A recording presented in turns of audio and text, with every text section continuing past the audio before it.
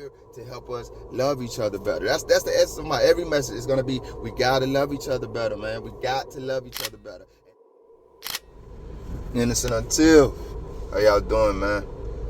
New details released in the Idaho 4 case about some evidence allegedly taken from Bryan Kohberger's parents' house. I want to talk about that, man. I also want to talk to you guys a little bit about myself more, if you care to listen. So stay tuned for that. Stay around for that, if you will. Shout out to everybody who watches the videos. And you can check out the content on the page, man. I have a playlist that I spoke shared my thoughts about this case, man. And also I've started, my series on the Gabby Petito case, and there's 2 videos there. I'm just gonna read this article and then we're gonna talk through it, okay? Police seized mass weapons from family home of Idaho murder suspect Bryan Kohberger. We're gonna call him Burger. We're gonna call him Brian K. I don't like messing up people's names. I am reading this from NBC News. I'm pretty sure you can read it on whatever site. It's already out there. A 40 caliber Glock 22 pistol and blackface mask were found according to search warrant documents. Brian K., who is accused of killing 4 University of Idaho students, leaves after an extradition. Okay, that's just a caption on the picture that they put there. All right, let's get to it. David K. Lee. Police seized face mask, 40 caliber Glock 22 pistol, popular with law enforcement. I don't know why you felt like putting that in there. I don't know what that had to do with anything. This is why I say the propaganda comes in. And I really think all of this is propaganda, and that's what I kind of want to talk about. I understand this is news that we want to get. We do want updates on the case, solid updates on the case. But we want them also presented in solid ways. So you got to be able to see through the propaganda. And the problem is the times that we live in, a lot of us can't. You know what I mean? Even myself at times, when things fit our narrative, we are more inclined to believe them. And I just think that one line, popular with law enforcement, I could be wrong. I don't know, David. It seems a little, propagandish to me. All right. And a knife from the family home of Idaho murder suspect Brian K., court documents revealed Thursday. When police arrested Kohberger in Pennsylvania, investigators took blackface mask, the weapon, 3 empty magazines for the Glock, and a Smith & Wesson pocket knife, according to newly unsealed search warrant documents. When 4 University of Idaho students were slain on November 13th, a witness said she stood frozen in shock phase and described the suspect as a figure clad in black clothing and a mask that covered the person's mouth and nose walking towards her, according to the court documents. The suspect's attorney in Idaho could not be immediately reached for comment on Thursday morning. That's all they say in this article, which is good. I'm glad they didn't try to, Nancy Grace it, Ashley Bainfield it, and just add more to it. Because I'm going to be honest with you, I think and this could be me being harsh, I think they already put too much in it. You see what I'm saying? So now that we've read it, you guys have probably heard it or read it on other platforms. I just want to give you my spin on this. Number one, it's nothing. It's absolutely nothing. Now, considering that 4 people were murdered, we can't just nothing it as if it was I walked in your house or you walked in mine and found these items. But let's be honest, man. I'm going to read these items again. A 40 caliber Glock 22 pistol, a knife, black mask, and empty magazines for the Glock and Smith & what about that is number one, do I need to get in COVID? Number 2, do I need to get into the fact that these kids, the youngsters, the ones who are calling the shots these days on what's hot and what's hip and what's cool and what's not, etc., they have literally made black face masks part of their everyday wardrobe. It's part of their gear. They put it on. Like any store you go into, you're not gonna lie to me today and tell me you didn't see a kid walking around in a full face mask. You didn't leave the house if you didn't. You didn't leave the house if you didn't see a kid, probably in black from head to toe, wearing a full face mask. This is why I tell you guys about me a little bit. I'm trying to make sure I come back to that. We were talking about the face mask. I was in Georgia, man. I'm at my home church. I'm going to church. We're going to youth Bible study or whatever, man. I think I was like a leader or something. I don't know why I was there that night. Anyway, my homeboy, he actually teaches Bible study. Now, whatever I'm doing, I ain't teaching now. Just believe that. I ain't teaching nobody now. I ain't crazy. I am, but I'm not. So anyway, my homeboy, he's teaching, you know, like the teenage kids, the younger, you know, I think they were like maybe middle school, high schools, whatever, probably middle schoolers if I remember correctly.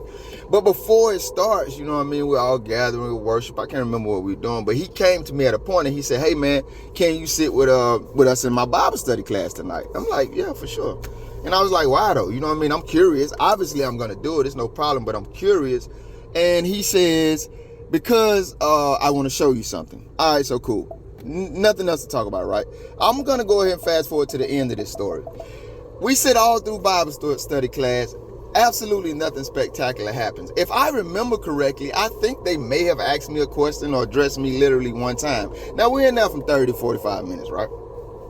I'm waiting the whole time. I'm waiting expectantly, but I'm also waiting quietly and politely. I'm a guest here. Now, when I say guest, I'm a guest in this class. This is that little intimate class. I know everybody. We go to the same church, but I'm a guest in this class. They do this every week. It's my first time ever being here.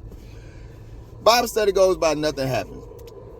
It's almost like my man forgot he asked me to come, because whenever, you know, we pray, whatever, we go in our separate ways. Now, mind you, this is my man. This is a church function. We do this every week, so we ain't got to hold each other's hands. When Bible study open, he does what we were doing in any church setting situation after Sunday service. He goes in another direction, but I stop him, and I'm like, yo, bro, what happened? You told me you wanted me to see something. I can't make this up now. I'm telling you the story for a reason. He said, I didn't want to show you anything. I just wanted you there so the kids would behave. What he meant was, and this is something I've heard all my life, my stature, my demeanor, my look, my facial expressions, my aura, the energy I give off is kind of intimidating. And I'm gonna be honest with you, he wasn't saying kind of. Everybody tells me my presence is intimidating. Now, not intimidating like I'm some big bad guy scare people. It's just like, it's intimidating. I'm gonna leave it there. I said that because I noticed when I started talking about the mask, my voice raised. And a lot of people will interpret that like, oh my God, you know, it just gets all type of negative connotations. But I will submit to you, it's the same thing as a woman crying. You express your passions one way, I express my passions another way. It doesn't have to just be me raising my voice or a woman crying. It could be anything. People yell, people clench their fists, people slap their hands together. We're just expressing passion. And what happens is a lot of times, and this is why I find a lot of conflict with the world, I don't need things to be presented to me in a particular way for me to receive them. Now, don't get it twisted. I am all about respect. I'll snap at the slightest sign of disrespect. If you followed me for any amount of time, you've seen that. But I always try to keep it, you know, away from that before it gets to that. Because when it's there, I know where I'm going with it. But other than that, though, you know what I mean? I try to talk to people politely. I try to be respectful. I'm not with the drama. I'm not with the foolishness. So that you can tell me anything, any kind of way you want it. I just need you to have that same kind of energy, because my mind works like this. No matter what you tell me, and we're going to get back to the Idaho 4 quickly after this. No matter what you tell me, you can only be telling me something that's good for me, because number one, if you're criticizing me, whatever you're saying, I'm going to examine myself in light of what you're saying, and I'm going to say either I'm already doing it as well as I could be doing in this area, or I do need to do better. And because I'm the type of person that wants to do better, I appreciate those type of things no matter how they're presented. Now, that doesn't mean I won't say to you, hey man, you could have said that, or hey lady, you could have said that better, or whatever, but I'm not going to take it like, oh, I don't want to hear nothing you're saying because of the way you said it. Because a lot of times when people do that, it's not that they don't want to hear what you're saying because of what you said or how you said it. They don't want to hear what you're saying anyway because it's too convicting for them. So when you hear me raise my voice, and I know over here, I have to be clear with you guys, I have an audience. I'm a content creator. I just started this. Over here, I deal with the same problems in my other, wherever I be at. But over here, for whatever reason, a mass of women have gathered. And I know women are very sensitive. You guys get offended by, but I'm not going to water this down when I say it to you. There are a lot of things you need to hear. Not because you need to deviate or maybe need to make any changes in your life, but they need to be in your recipe of considerations. There are a lot of things the world and men aren't saying to you that you need to consider for your well-being, for your betterment, and for all of us. So now let me get back to it. I forgot what we were talking about, even though I repeated it several times. I think we were talking about the mask. Everything they took out of BK's house is very regular, especially in the American environment we live in today. Number one, this article, I would have to go back and read the police reports because I haven't, but this article referenced Dylan saying she seen someone masked up, right? It also says that they took black mask from Bryan K's house.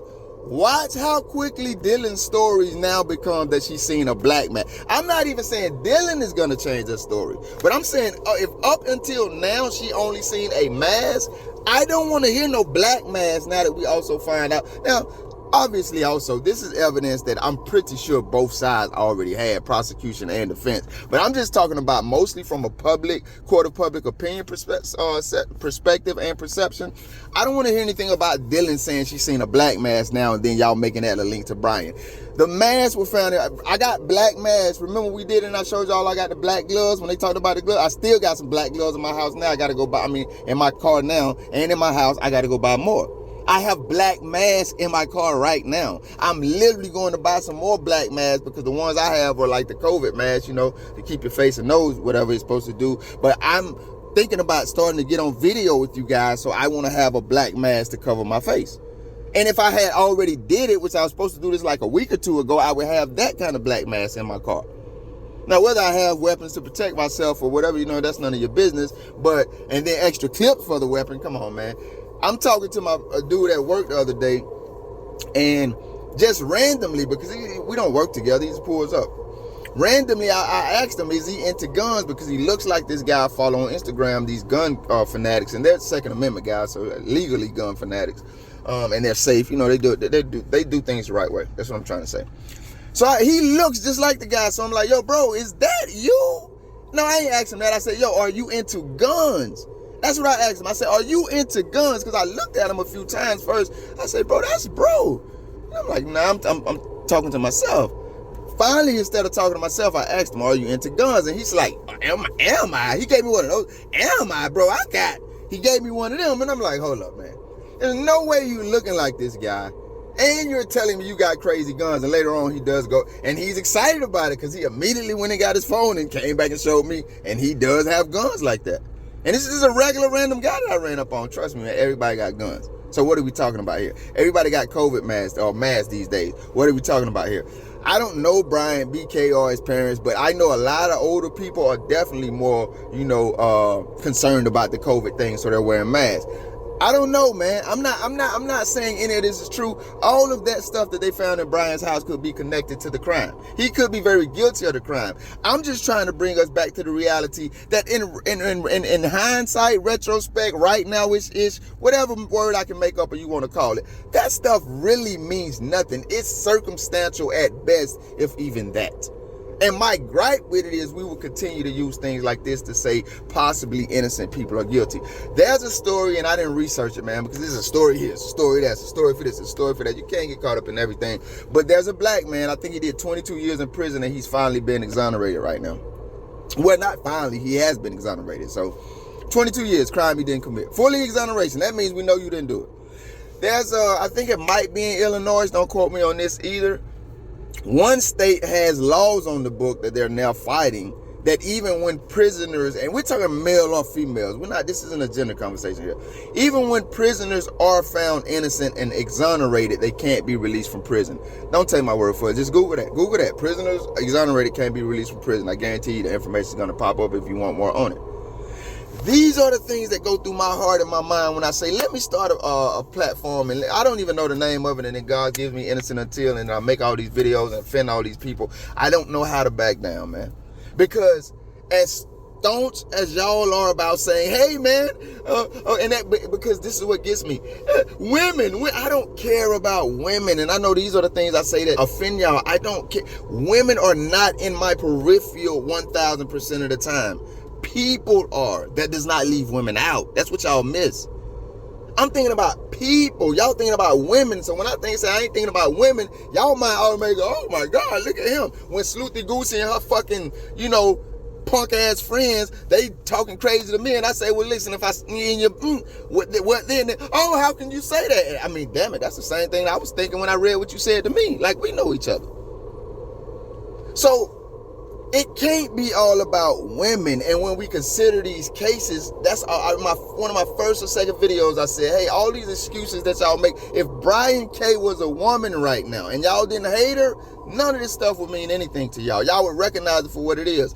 And not, y'all wouldn't even do that, because I'm still saying this stuff could be very well linked to the crime, but it's not. They literally have shown us nothing right now to make me, or in my estimation, any sound-minded person think this man is absolutely guilty. Only thing they shown us is, hey man, we need to find out if you're involved or not, big dog, because it's looking kind of shaky.